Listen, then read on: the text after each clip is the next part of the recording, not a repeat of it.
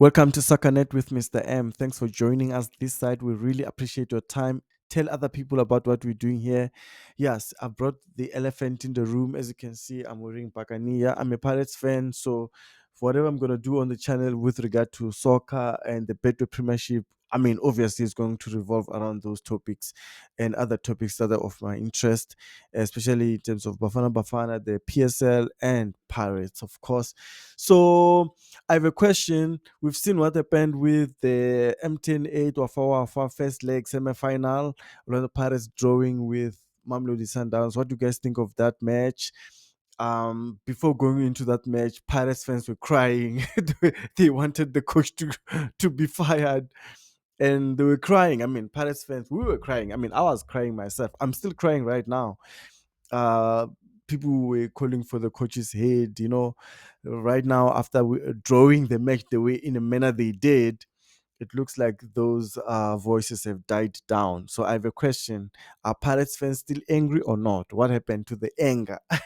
Maybe it's going to justify my video, because I want to talk about the anger with regard to Pirates, and their coach, and why Pirates went all the way to hire Abdeslam Wadu as the replacement for Jose Rivero, who left last season to join Al Ahly. And I'll also talk about Pirates West season. Are we headed for Pirates West season this season? And also, must Pirates bring Mabasa into the fold? And if not, who must lead the Pirates lineup in terms of strike force? Radio Pane, we've seen Radio Pane and Mahoba so far. We haven't seen Mabasa, and we haven't seen Butuma. That's one other striker that hasn't been talked about a lot. Let's start with why fans are angry. Yes. So, in terms of why Pirates fans went angry or showed a lot of displeasure with what was happening with Pirates when they lost the first two games, first it was Sekukune United, you know, 1-0 loss there. At Marmo Gallants, 2-1 loss. Even though we scored first with Tito, but still Pirates lost the game. So, the fans could not have it. And now, if you want to look at how Pirates played the first two games, and you will understand why fans did not have it for Wadu to say no, we cannot continue like this. Because I mean, if you look at the lineups, they were complaining that um, the players that were here last year or last season when Jose Rivero was here are sitting on a bench or either on the stands. Why? Are they injured? I mean, they ask questions about Bata, Mabasa. Where's Mabasa? I mean, talking about Mabasa. Well, Mabasa is the second all-time lead goal scorer for Orlando Pirates after Vilakazi with 52 goals. Mabasa is on 46 goals. So why will this kind of a player sit on the bench? I mean, he's getting offers from the north of Africa and he's rejecting them because he want to play for Pirates. Those are the questions that fans are asking. So me, I still have a question. Are you guys still angry after drawing 1-1 with Sundowns in the MTN 8? Nah. That's the question I have. Or you've forgiven the coach, or is the anger continuing? Because I mean, if today you're not angry, but then next week when we play cheaper, then we lose or we draw, and you start getting angry. I have questions, but I mean, we will understand. Fans are fans. Football without fans wouldn't be football, guys. Yeah, but those are the questions. I mean, you have a well uh, oiled, prolific striker in Mabasa. Why would he bench him? I mean, the coach will start with Radio Pane. Radio Pane started games, man, and he hasn't scored. I mean, look at his goal tally for Pirates, for example. I mean, last season he played 12 games and only scored one goal, Radio Pane. So the return is not there. I mean, the boy looks very promising. I mean, if you look at his a Diski Challenge tally. I think he's got 24 goals that season for Diski Challenge, and then he went to play for Cape Town Spurs. I mean, he also scored goals there, 7 goals I think for Cape Town Spurs when he was that side on loan.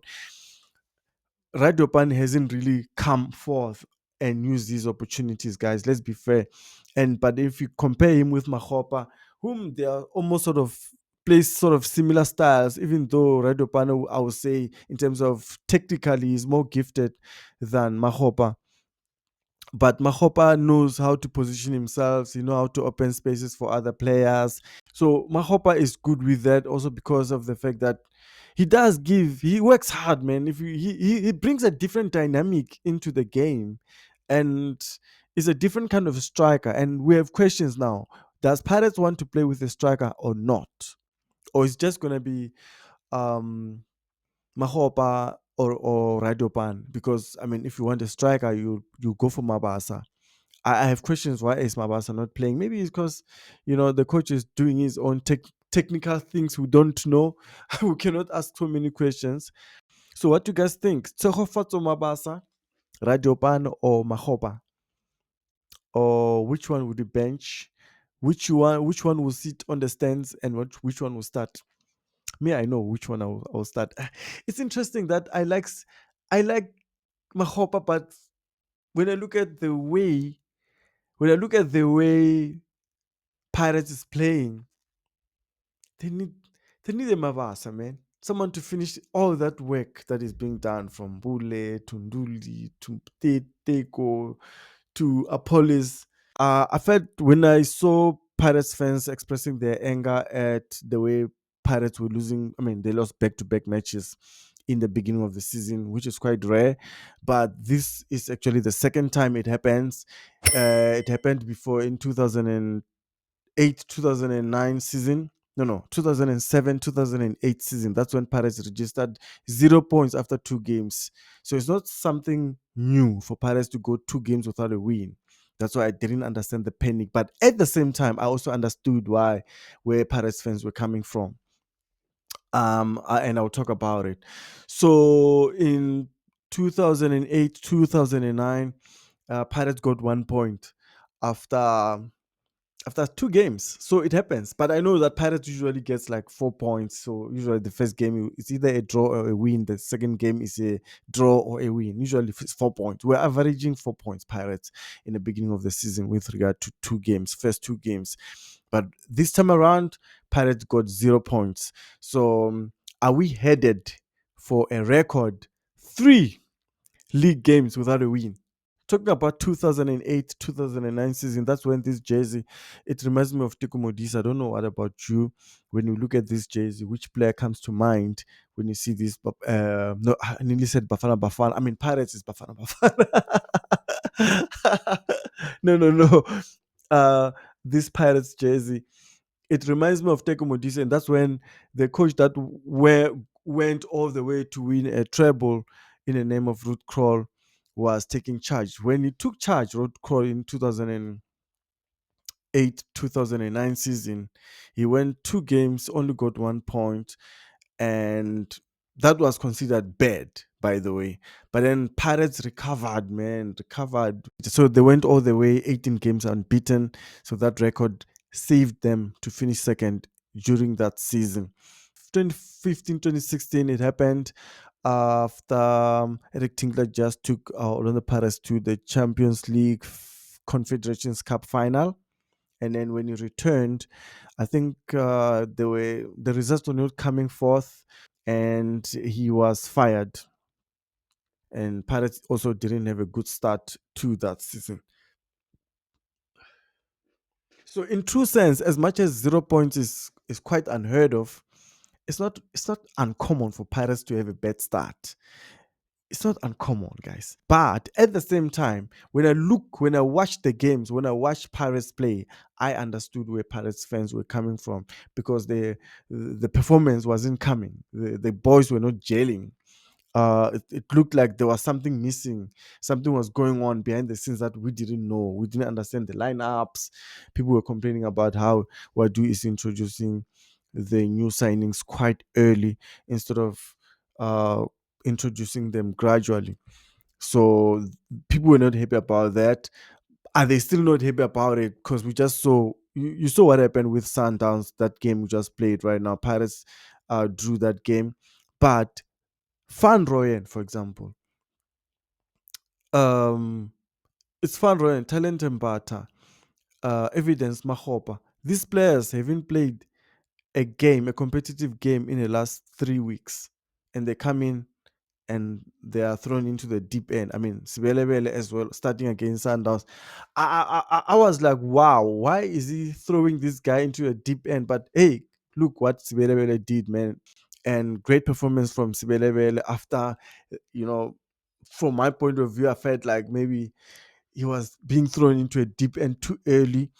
And but yeah, it paid off. Sometimes it pays off these things. We've seen what happened with Nkota as well. And now we know after watching the Pirates documentary that yeah, and then Kota came on after Saling looked like he wasn't in the right state of mind. So, it happened unexpectedly. So it happens these things that a coach comes in and he just throws everyone into the deep end, like we've seen with what Deslam Wadu has been doing with the Pirates boys. So I don't know what you guys think about that. So also, in talking about how Pirates went all the way to hire Abdeslam Wadu, um, as you know, Pirates has a culture, and the culture at Pirates is that they keep their technical team that has been there for many years, maybe for decades, and that technical team has been there. And when Pirates hires a coach, normally the coach just comes alone, doesn't do like what other people are doing in Naturena, where Nabi he can bring his own goalkeeper coach, his own what, all the backroom stuff. At Paris doesn't work like that. You come there as a coach and you are given all the tools. Your job is to win. But then, if you look at the coaches that were linked to the job, for example, with regard to Pito Mosimane, who's a South African coach, one African coach that is well celebrated and highly rated coach in Africa, Pito Mosimane, was also linked to the Pirate job. Pito Mosimane would not have managed to get the job there. And maybe people were linking him to the job based on the fact that he's a South African. He did the voice that he's around, he's available, um, and people know how highly he speaks of the chairman of Orlando Pirates. So you understand why people linked the coaching job at Pirates to Pitso Mosimane. The same goes to Rulan Mukwena, for example. Rulan Mukwena, his background, his family. So by virtue of being from that kind of family, that background, people already concluded that no, maybe this is the time um for Roland Mukwena to return to Orlando Pirates. So those dynamics were there, but then Pirates went to choose their man, Abdeslam Wadu, because I mean Wadu probably was willing to say, you know what, I don't mind, I can come there by myself and win you guys cups and leagues, even the Champions League if it's going to happen. you know, so maybe now we understand why Wadu was hired. It wouldn't be easy for Pirates to just let him go because of the two games that they lost. It wouldn't make sense for Pirates to let a coach that they work so hard to find. I mean, if you listen to one of the reasons why he was hired, in one of the newspapers, the chairman was talking that the fact that Abdeslam played in Europe played a big role for Pirates to have hired him, and also the fact that he's worked with youth before, and as you can see, Pirates is a youthful team, so they probably thought this coach will come in and fit like a glove to also help the young ones as the team is shaping itself to be more of a youthful team. So those are the reasons why Abdeslam Wadu was hired. Another reason why Pirates chose Wadu is what the chairman said, that Wadu went all the way to strive to put money together so that he can get the coaching license. So he said that, oh, that means shows that this guy is actually passionate about the job. He's not just doing it because it was handed to him on a silver platter. No, he's working hard for it. So he's a hard worker. Discipline, the fact that he played in Europe, and also that he worked with youth. Those were some of the reasons put forward by Pirates. Not that he won so many cups, not that he won what championship. No, Pirates, when they hire a coach, they don't look at those records. They look at you as a person. What kind of person, what kind of monster are you? So we don't know. We are yet to see what kind of monster is Abdeslam Wadu. But so far, all I can tell you that is that the guy has a bit of arrogance, but he does listen. I mean, look, he changed the lineup when Pirates fans complained about these players that he was putting, Bora Diopane and other players that are still, need development, or some of them are still new to the team. Some are still trying to, get experience and get get their ways around the team, because it's hard. It must be difficult to play for Pirates, so it won't come easy.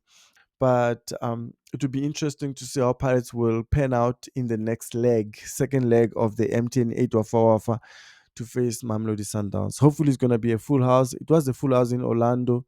Pirates displaying themselves very well there. Well done to Pirates.